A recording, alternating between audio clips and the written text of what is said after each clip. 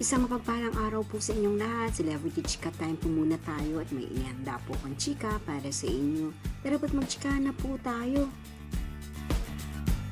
Asia's multimedia star na si Alden Richards, super hectic ng kanyang schedule ngayong buwan ng Mayo. Yes, mga maka-celebrity chika time, sunod-sunod po ang schedule o event ni Alden ngayong buwan ng Mayo at yan ang ichichika ko po sa inyo mga maka-celebrity chika time.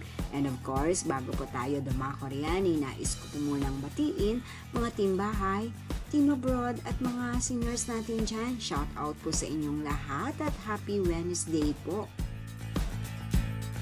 Sa May 17 nga po ay may dadaluhang event si Alden mula naman nga po sa Pure Gold. Yes po, tunay naman nga pong lahat na lang po yata ay endorser itong ating Asia's multimedia star at ayan nga po, marami pong makakasamang iba't ibang artista mula sa ibang channel itong si Alden. At May 18 naman nga po ay nasa SM North EDSA The Block Activity Center itong ating Asia's multimedia star para naman po sa event ng kanyang ini-endorsong Oxycure na kung saan nga po ay nagsa-celebrate po ng birthday ang Oxycure.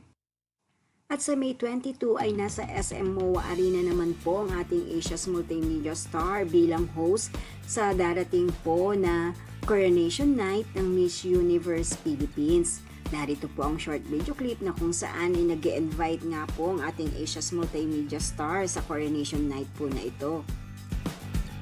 Hello guys, this is Alden Richards and I will be hosting this year's 2024 Miss Universe Philippines. So catch us live at the Mall of Asia Arena this coming May 22 and tickets are still up for grabs. Just visit SM Ticketnet and I'll see you guys there.